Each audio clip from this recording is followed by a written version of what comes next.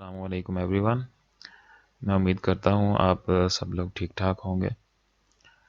पिछली कुछ वीडियोस के अंदर हमने डिस्कस किया था कि आप एसी वोल्टेजेस 220 और एसी और डीसी करंट ACS 712 जो सेंसर है उसको यूज़ करके किस तरीके से मेजर कर रहे हैं। उनके लिंक्स भी मैं डिस्क्रिप्शन में दे दूँगा। अगर आपने वो वीडियोस नहीं देखी तो आप उनको पहले स्टडी कर लें, ताकि इस वीडियो का जो प्री रिक्विजिट है वो दो वीडियोस हैं बेसिकली। तो अगर आपने वो वीडियोस नहीं देखी, पहले आप वो वीडियोस देख लें ताकि इस वीडियो की आपको इजीली समझ लग सके।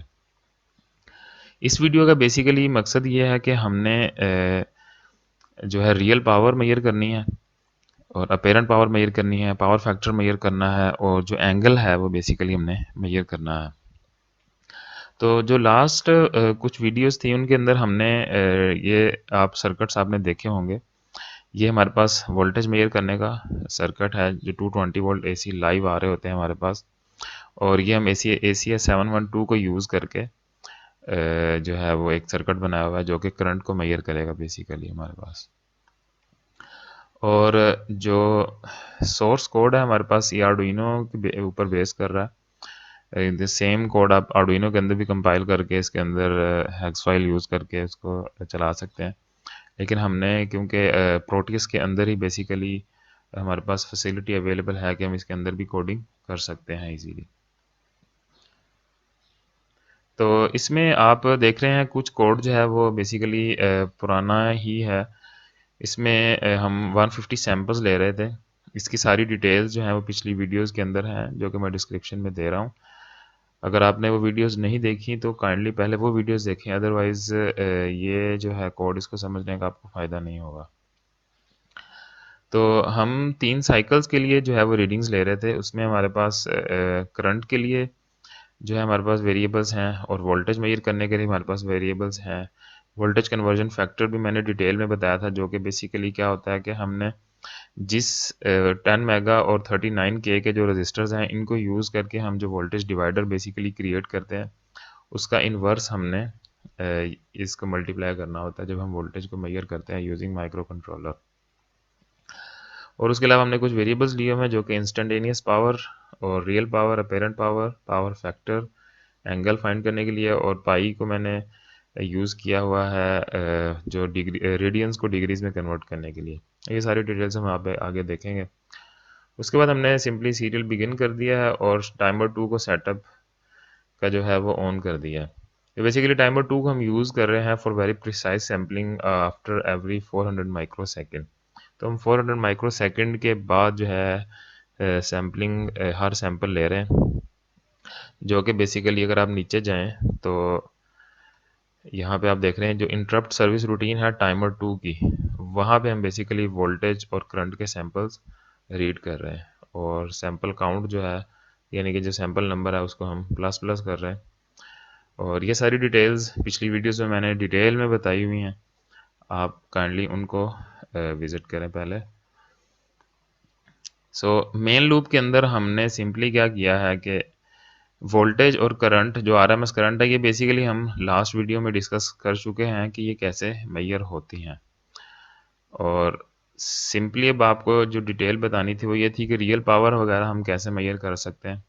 रियल पावर बेसिकली क्या होती है कि जो सैंपल वोल्टेज का हमने लिया है उसी के साथ उस टाइम पे जो हमने करंट का सैंपल लिया था उन दोनों को आपस में मल्टीप्लाई करें और उनको सम करते जाएं, और जब सम हो जाएगा तो और ये इस लूप के अंदर हम सिंपली सिर्फ तीनों को कैलकुलेट कर रहे हैं, वोल्टेजेस, आरएमएस करंट और रियल पावर। और जैसे इस लूप से हम बाहर निकलेंगे तो जो वोल्टेजेस हमने सारा सम किया है उसको हम टोटल सैंपल्स पे डिवाइड कर देंगे, क्योंकि हमारा लूप जो है वो टोटल सैंपल्स तक चल रहा है। और जैसे हम इसको सम करते जाएंगे बेसिकली एक्चुअली एक्यूमुलेट हो रहा है, और जब तक ये जमा होता रहेगा जैसे ही हम लूप से बाहर निकलेंगे तो जितनी दफ़ा हमने इसको सम किया उसको टोटल सैंपल्स पे डिवाइड कर देंगे। और बेसिकली हम क्योंकि आर एम एस फाइंड कर रहे हैं तो root of mean of square हमने लेना है, तो यहाँ पे हम स्क्वायर भी कर रहे हैं वोल्ट इनटू वोल्ट, और मीन फिर हमने सम भी कर रहे हैं उसको बेसिकली। तो जो सम किया सबसे पहले हमने उसका मीन लेना है जो कि हम टोटल सैंपल से डिवाइड कर देते हैं, और फिर उसका स्क्वायर रूट लेंगे, क्योंकि रूट हमने लेना है जो कि स्क्वायर लिए हुए थे ऑलरेडी हमने उसका, तो स्क्वायर रूट, और फिर मल्टीप्लाई करते हैं वोल्टेज कन्वर्जन फैक्टर। और वोल्टेज कन्वर्जन फैक्टर को बेसिकली क्योंकि मैंने 1000 से मल्टीप्लाई किया था पहले, बेसिक जो नंबर बनता था दैट वाज 1.252, जो कि 10 मेगा और 39 के टाइम्स 5/1024 को यूज़ करके आता है। ये सारी डिटेल्स पिछली वीडियोस में डिस्कस हो चुकी हुई हैं। और इसको हम 1000 से इसलिए मल्टीप्लाई करते हैं क्योंकि जो हमारे माइक्रो कंट्रोलर्स होते हैं वो फ्लोट नंबर्स को इजीली मतलब हैंडल नहीं कर पाते, उसमें एरर काफ़ी ज़्यादा होता है। तो हमारी कोशिश होती है कि हम जो है ना इनको इंटीजर्स में कन्वर्ट कर लें। तो हमने सिंपली क्या किया हुआ है कि वोल्टेज कन्वर्जन फैक्टर को डिवाइडेड बाय 1000 कर दिया, ताकि जो हमने ऊपर 1000 से मल्टीप्लाई किया था 1254 को, वो रिवर्स हो जाए। तो इससे हमारे पास जो है वो वोल्टेजेस आ जाएंगे। सिंपली हमने आरएमएस करंट फाइंड कर लिया। आरएमएस करंट जो हमने ऊपर सम किया यहाँ पे, उसको हम टोटल सैम्पल्स पे डिवाइड करेंगे और दोबारा उसका स्क्वायर रूट लेंगे और 10 से मल्टीप्लाई करेंगे, क्योंकि हम 20 एम्पेयर वाला मॉड्यूल यूज़ कर रहे हैं। 20 एम्पेयर वाला मॉड्यूल जो बेसिकली वो क्या करता है कि वो 100 मिली वोल्ट देता है पर 1000 मिली एम्पेयर्स या 1 एम्पेयर, यानी 100 मिली वोल्ट्स पर एम्पेयर उसकी सेंसिटिविटी होती है। तो ये चीज़ें भी हम डिस्कस कर चुके हैं पिछली वीडियोस में। तो उसका जो फैक्टर बनता है दैट इज़ 10, और फिर हम 5.0/1024 से मल्टीप्लाई करते हैं, जो कि हमारे पास एडीसी से वोल्टेज में कन्वर्जन होती है। तो यहाँ से हमें फिर आरएमएस करंट मिल जाता है। अच्छा, अब हमने क्या करना है कि जो रियल पावर हमने मेजर करनी है, वो जो हमने यहाँ पे सम की है बेसिकली, उसको हमने टोटल सैम्पल्स पे डिवाइड करना है। और क्योंकि real power is the multiplication of voltages and current, तो हमने रियल पावर जो सम की थी उसको तो डिवाइड कर लिया है टोटल सैंपल से, लेकिन हमने जो वोल्टेज कन्वर्जन फैक्टर और करंट का जो कन्वर्जन फैक्टर है, जो कि बेसिकली ये और ये बनते हैं, तो ये हमने इसके साथ भी मल्टीप्लाई करने हैं, ताकि हमें फिर पास जो रियल पावर है वो एक्चुअली वाट्स में मिल जाए हमारे पास। और apparent power is simply the multiplication of RMS voltages and RMS current. तो अपेरेंट पावर तो सिंपली आप फाइंड कर सकते हैं। बेसिकली रियल पावर चेंज हो रही होती है जब आपका पावर फैक्टर, या जैसे हमारे पास इंडक्टिव लोड होता है या कैपेसिटिव लोड आता है, तो रियल पावर बेसिकली चेंज हो रही होती है। अपेरेंट पावर हमेशा वही रहती है जो हमारे पास लोड लगा हुआ था, क्योंकि उसमें सिर्फ आरएमएस वोल्टेजेस देख रहे होते हैं और आरएमएस करंट देख रहे होते हैं हम। और उसके बाद power factor is the ratio of real power to the apparent power. Apparent power हमेशा ज़्यादा आएगी, रियल पावर अगर आपका पावर फैक्टर 1 है तो रियल पावर और अपेरेंट पावर ऑलमोस्ट सेम होंगी। कैलकुलेशंस में समटाइम्स थोड़े बहुत प्लस माइनसेस हो जाते हैं, यानी कि अगर आप रियल पावर मतलब एग्जैक्टली आपने रेजिस्टिव लोड भी लगाया हुआ है तो कैलकुलेशन करते हुए थोड़ा बहुत एरर आ जाते हैं, तो उसमें भी हो सकता है कि समटाइम आपको रियल पावर फैक्टर थोड़ा सा कम मिले, डिपेंडिंग अपॉन कि कितना आप सोफिस्टिकेटेड माइक्रो कंट्रोलर यूज़ कर रहे हैं और कितनी अच्छी सैम्पलिंग कर रहे हैं आप। तो इसमें आपने परेशान नहीं होना कि अगर power factor real resistive load के ऊपर भी थोड़ा बहुत 0.9 0.98 आ रहा है, सो उससे कोई फ़र्क नहीं पड़ता। और एंगल आप सिंपली जो पावर फैक्टर है, क्योंकि power factor is basically cos of theta, so अगर आप उसका इन्वर्स लेंगे तो पावर फैक्टर का, तो that comes out to be the angle. और एंगल क्योंकि ये जो फंक्शन है हमारे पास ए कॉस, ये हमें रेडियंस में देता है, तो हम 180 और पाई करेंगे तो हमारे पास जो एंगल है वो बेसिकली डिग्रीज के अंदर आ जाएगा। तो इस वीडियो का मकसद ये था कि आपको ये बता दिया जाए कि आप वोल्ट करंट की जो रीडिंग्स हैं, जो सैंपल्स हैं, उनको लेके आप RMS current voltages, RMS current, और उसके साथ साथ फिर आप रियल पावर कैसे निकाल सकते हैं, अपेरेंट पावर कैसे आती है आपके पास, और फिर उनसे पावर फैक्टर कैसे निकाला जाता है, और पावर फैक्टर को यूज़ करके फिर एंगल कैसे निकालते हैं। तो ये सारी जो रीडिंग्स हैं ये बिल्कुल सिंपल तरीके से जो है आपके पास आ जाती हैं, और यहाँ पे आप सिंपली जो है वो उनको प्रिंट करवा सकते हैं। और इसके बाद मैंने दोबारा इनको 0 0 कर दिया है, क्योंकि दोबारा नेक्स्ट टाइम में जब आप लूप में जाते हैं तो वो बेसिकली वोल्टेजेस को दोबारा सम कर रहा होता है। तो जस्ट हम अगर ना भी ज़ीरो करें तो भी पुरानी वैल्यू यूज़ नहीं हो रही। बहरहाल इसको आप ऐसे रिमूव भी कर सकते हैं। और जैसे सैम्पलिंग सारा काम हमने कंप्लीट कर लिया है, उस सैम्पलिंग होने के बाद हम सैम्पलिंग डन को ज़ीरो कर देते हैं दोबारा से। क्योंकि हम यहाँ पे चेक कर रहे होते हैं कि अगर सैम्पलिंग कंप्लीट होगी है या नहीं। और जैसे हम सैम्पलिंग ज़ीरो डन करेंगे, सैम्पलिंग डन ज़ीरो करेंगे, उसके बाद हम टाइमर 2 को बेसिकली दोबारा चला देते हैं। वो टाइमर 2 को इसलिए चलाते हैं क्योंकि दोबारा से हमने सैम्पलिंग स्टार्ट करनी है, और जब सैम्पलिंग दोबारा से टाइमर 2 स्टार्ट होगा तो इंटरप्ट सर्विस रूटीन चलेगी ये वाली हर 400 माइक्रो सेकंड के बाद। और बेसिकली इस सर्विस रूटीन के अंदर हमारे पास जो वोल्टेज और करंट के सैंपल्स रीड किए जा रहे हैं। इन सब की डिटेल्स पिछली 5 वीडियोस की जो सीरीज़ थी उसके अंदर मैंने डिटेल में दी हुई है, उनके लिंक्स मैं डिस्क्रिप्शन में दे दूँगा। आप वो ज़रूर विज़िट कीजिए, और अगर आपको इसमें कोई इशू हो तो you can comment down below. मैं कोशिश करूँगा इंशाल्लाह कि जल्द से जल्द उनको रिप्लाई कर सकूँ।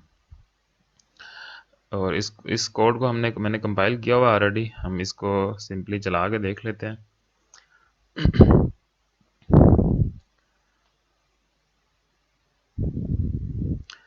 तो अब आप देख रहे हैं यहाँ पे हमने जैसे इसको रन किया है, हमारे पास जो वोल्टेजेस हैं 219 आ रहे हैं, 219, जो कि हमने यहाँ पे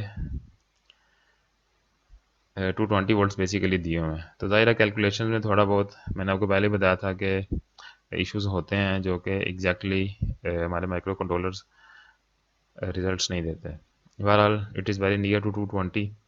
और करंट आप देख रहे हैं 1.1 एम्पेयर हमें मिल रहा है, एग्जैक्ट 1.10 एम्पेयर मिल रहा है। मैंने 200 ओहम का लोड लगाया हुआ है इसके अंदर यहाँ पे, और उसकी बेस के ऊपर हमारे पास जो रियल पावर है दैट इज़ 240, और इसी तरह पेरेंट पावर भी 241। तो थोड़ा बहुत है इसके अंदर, आल्दो रेजिस्टिव लोड है, मैंने आपको पहले भी बताया था कि थोड़ा बहुत इशू होता है इनके अंदर कैलकुलेशंस के दौरान। ठीक है, तो यहाँ पे आपको पावर फैक्टर जो है वो 1.0 मिल रहा है, यानी कि 1, जो कि 100% है।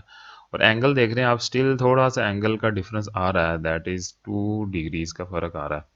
आल्दो एग्जैक्टली कोई फ़र्क नहीं है, अगर आप इस ओसिलोस्कोप में देखें तो जो लाइन करंट है और जो वोल्टेजेस हैं वो वेवफॉर्म्स साथ साथ चल रहे हैं।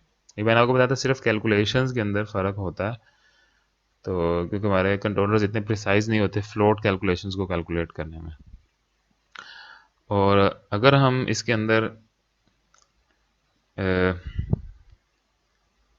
मैंने अभी एक रिमूव किया था इंडक्टर, और ये जो मैंने यहाँ कैपेसिटर्स का इनकी ज़रूरत नहीं है, ये मैंने रियल टाइम में चेक किया था, तो ये नॉइज़ ऐड करते हैं बेसिकली इसके अंदर।